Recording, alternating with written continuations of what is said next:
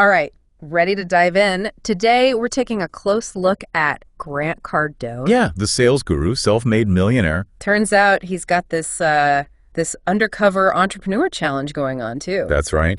We're breaking down this YouTube video. He's trying to build $1 million business in just 90 days. 90 days, that's crazy. It is.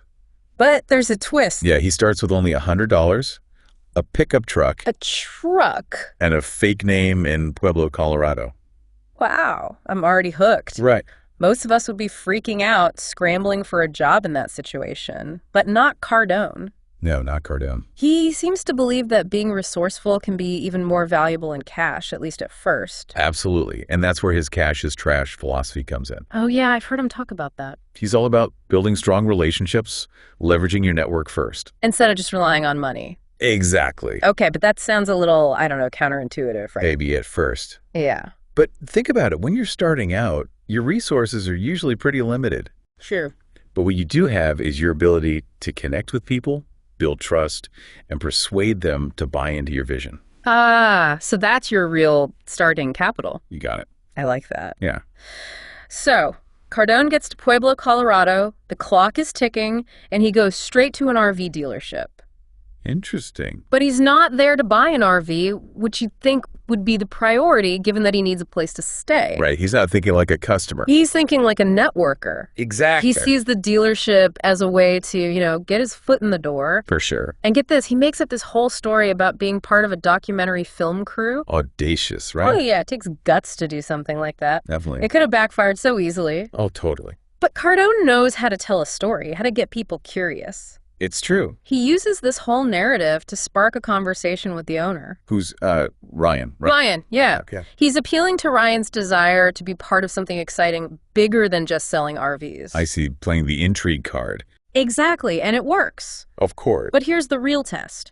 Cardone eventually admits that he needs a place to stay. And he can't spend that initial $100. Right. So what happens? Well, this is where that first impression he made on Ryan really matters. Yeah. Instead of seeing Cardone as some kind of burden, Ryan's impressed. He offers him a free place to stay at the RV park. Seriously? Yeah, in exchange for doing some security work. Wow, talk about a win-win. Right. He gets shelter, and he makes a valuable connection with a local business owner. It's like that domino effect. It is. One thing leads to another. Exactly, and it highlights something really important. Sometimes asking for help is actually the best move. Definitely. It takes some vulnerability to admit you need help. Especially when you're trying to project this image of success. It's true. But it's also about recognizing that you don't have to have all the answers or do everything on your own. So true. Sometimes the kindness of strangers can be the fastest path to success. It's like that saying, it takes a village. But there's more to it than just luck. Right. Cardone didn't just stumble into this. He approached the situation with respect, he was resourceful, and he genuinely wanted to create a win-win situation. I see what you mean. So he strategically positioned himself for success. Exactly, and this is where leverage comes in. Okay. He uses his ability to connect with people to gain access to resources he wouldn't have otherwise. Smart. And it's not about manipulation, it's about recognizing the value you can bring, even if it's not monetary at first. Right, so he's not taking advantage of Ryan. Not at all. He's offering his time and his skills. It's a fair exchange. And check this out. Ryan ends up going above and beyond. He offers Cardone a meal. No way. And introduces him to other local business owners. So that initial act of kindness really starts a chain reaction. It does. It shows how a positive attitude and a genuine connection can open doors you never expected. So cool. It's fascinating to see how this people-first approach is already shaping his journey. Instead of fixating on what he doesn't have, he focuses on building those relationships. Understanding that a strong network can be the foundation for everything that comes next. Exactly. It's a powerful shift in perspective. And all of this happened within hours of arriving in Pueblo. With basically nothing but a truck and $100 he wouldn't spend. Yeah, it's wild. So, lesson 1 from Cardone's experiment. Relationships are key.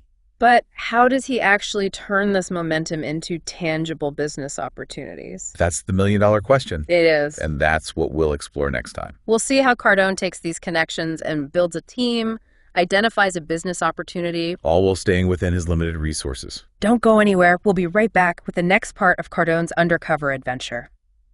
Back again with our deep dive into Grant Cardone's $1 million business challenge. Last time we saw him land in Pueblo. with basically no resources. Right. Just $100 in a pickup truck. He proved that being resourceful and making connections can be more valuable than cash. At least when you're first starting out. For sure. And he even managed to find a place to stay and start building his network. All within a few hours. It's pretty impressive. It is. But now the big question is, how does he turn those connections into actual business opportunities? Right. That's the next step. So what's his strategy? Does he jump right into brainstorming ideas or searching for customers? Well, Cardone realizes that even the most ambitious entrepreneur needs support. Can't do it all alone. Exactly. He needs a team. Like a superhero and their sidekicks. Yeah. So where does he find this team? Well, remember Ryan, the RV park owner? Yeah, the guy who gave him a place to stay? Right. He recommends that Cardone meet Matt Smith. Okay. Matt's a local entrepreneur who owns a bunch of businesses. Oh, wow. Including a Snap Fitness. So Cardone heads to the gym, hoping to pick Matt's brain about the local business scene. See if there are any good opportunities. Sounds like that people-first strategy in action again. Definitely. He's not just after information. He's looking for a potential partner. Someone who shares his drive. And can bring something to the table. Skills, experience, that kind of thing. Okay, so how does that meeting go? Is Matt as helpful as Ryan was? Even more so. Matt is blown away by Cardone's energy and his ambitious vision. I can imagine. They hit it off right away. And Cardone's charisma and that salesmanship probably helped. Oh, for sure. He's not just asking for advice. He's painting a picture of what they could build together. A shared dream. Exactly. But remember, Cardone's practically broke. Right. How does he even suggest working with Matt? This is where Cardone's confidence and his unique approach really shine. Okay. He can't offer a salary or benefits. So what does he do? He proposes a partnership based on sweat equity. So they'll build the business together and split the profits once it takes off. Exactly. It's a risky move. Very high risk, high reward. It takes a lot of trust on both sides. It does. It shows how much Matt believes in Cardone and his vision. To take that leap of faith. Absolutely. It's like Cardone saying, look, I might not have money now, but I have the drive, the vision, and the ability to get this done. If you're with me, let's do this together. Powerful stuff. It really highlights how connecting with people and getting them to buy into your vision can be more valuable than any amount of money, especially early on. For sure. So they've agreed to partner up, but what kind of business do they decide to go for? Well, they toss around a few ideas. Like what? Flipping houses, maybe opening a restaurant. Ambitious. Definitely. But they realize that with their limited resources, they need something with low startup costs that can generate revenue fast. They need some quick wins to get the ball rolling. Exactly. What do they land on? Window washing. Window washing. Really? I know, it doesn't exactly scream $1 million empire. It does seem a little underwhelming for someone like Cardone. Right. But there's a method to the madness. I was hoping you'd say that. Window washing may not be glamorous, Definitely not. but it's a service that everyone needs. It doesn't require a lot of money up front. And they can start making money almost immediately. It's a classic example of starting small and scaling up. Okay, but how does this tie into Cardone's people-first philosophy? Well, think about it. Window washing means going door to door, talking to business owners, building relationships. There's a chance to expand their network and maybe find other opportunities down the line. Exactly. It's not just about cleaning windows. It's about making those connections. So smart. And it plays to Cardone's strengths as a salesman, He knows how to create value, connect with people, and close deals. even if it's just window washing. Okay, so how do they get those first clients? Are they just handing out flyers? They take a more proactive approach. How so? They go directly to local businesses and pitch their services. Smart. But they're not just talking about clean windows. What are they saying? They're emphasizing the benefits. Like what? Increased curb appeal, a more inviting atmosphere for customers. Maybe even a boost in sales. Exactly. They're connecting their service to the business owner's bottom line. Showing the value beyond just the clean windows. Precisely. Cardone knows that every conversation is a potential sale. He's always selling. And it works. They start landing clients and making money. Proving that even something simple like window washing can be a stepping stone. For sure. They're not content with just staying small, are they? Of course not. The goal is $1 million business, remember? Right, so window washing is just the first step. Exactly. What do they do with the money they start making? Well, Cardone does something pretty strategic. What's that? He invests in what he believes is the most valuable asset of all. People. You got it. He's doubling down on that people-first approach. Big time. But instead of just finding another partner... He builds a whole team. Exactly. Okay, so who does he bring on board? He knows he needs different skill sets, so he targets experienced professionals. Right. A sales executive to drive revenue, a marketing expert for brand awareness and customer acquisition, a project manager to keep things running smoothly, and a financial expert to manage the money. Wow, a real dream team. Right. But how does he convince these people to join his window washing operation? He can't offer them much, right? He offers them something more valuable. Like what? The opportunity to be part of something big, to use their skills and build a company from the ground up. And share in the rewards. Exactly. He's selling them on the vision, the shared mission. He's saying, come join me on this rocket ship. We're going to the moon.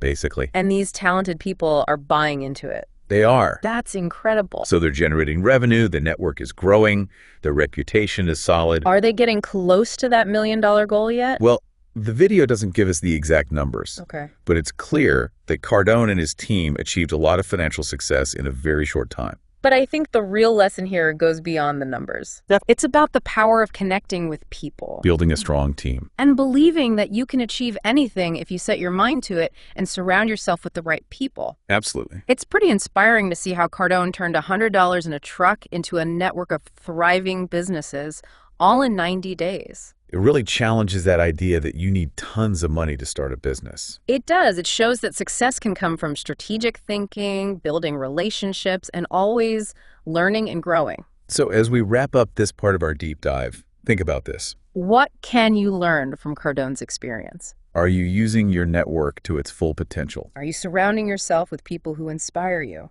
These are important questions. Because just like Cardone showed us, success isn't always about having the most money. It's about using what you have to the fullest. Even if it's just your own resourcefulness and ability to connect with others. Stay tuned for the final part of our deep dive, where we'll see how Cardone and his team take their venture to the next level. We're back for the final chapter of Cardone's undercover journey. Things are about to get really interesting. Last we saw, Cardone had assembled this incredible team. Yeah, all these talented people ready to help him build that $1 million business. And he'd do it without offering big salaries or traditional benefits. He focused on partnership, sharing the success, and most importantly, belief in the vision. He really showed that money isn't the only way to motivate people. So true. So Dream Team assembled. What happens next? They knew the window watching was just the beginning. Right. A way to make some quick cash and build those initial connections. And the real challenge was to use those assets and scale up. So did they come up with a totally new business idea? No. Or switch industries? Not that either. Okay, what did they do? They realized they had already built something valuable with that window washing business. What's that? A network of local businesses who trusted them. Ah, they had a built-in customer base already. Exactly. So they decided to capitalize on those relationships. They transitioned into a business consulting service. Offering their expertise to the same businesses they'd been cleaning windows for. Brilliant move. It is. They already had a foot in the door. And those business owners had seen their work ethic firsthand. They knew Cardone and his team could deliver. And by showcasing their success with the window washing business, yeah, they positioned themselves as experts. People who could help other businesses grow. It wasn't just about clean windows anymore. It was about proving their entrepreneurial skills and building a reputation. For sure. And again, this goes back to Cardone's philosophy of leverage. Right. By using their existing network and reputation, they didn't need to spend money on marketing or long sales pitches. They already had the trust. So what kind of consulting did they offer? A whole range of services. Like what? Sales training, marketing strategies, business development, financial planning. Wow. So they took what worked for them and helped other businesses implement it. Like a blueprint for success. Exactly. And Cardone's reputation as a sales expert definitely helped. Oh, yeah. People would be lining up to learn from him. So how did the consulting business do? Did they manage to grow and find new clients? They did. Cardone's team helped several businesses achieve some pretty impressive results. Like what? Increased sales, better marketing, more efficient operations. And that success probably led to even more success. Absolutely. Their reputation grew, their client base expanded. It's that positive feedback loop in action. Each successful project was like a testimonial. Attracting more and more businesses. Okay, so they're making money, expanding their network, building a strong reputation. Are we getting close to that $1 million goal? Well, the video doesn't say exactly how much they made. Okay. But it's clear that Cardone and his team achieved significant financial success. And quickly. very quickly. But again, I think there's a bigger lesson here than just the money. It's about the power of human connection, the importance of a great team, and believing in yourself.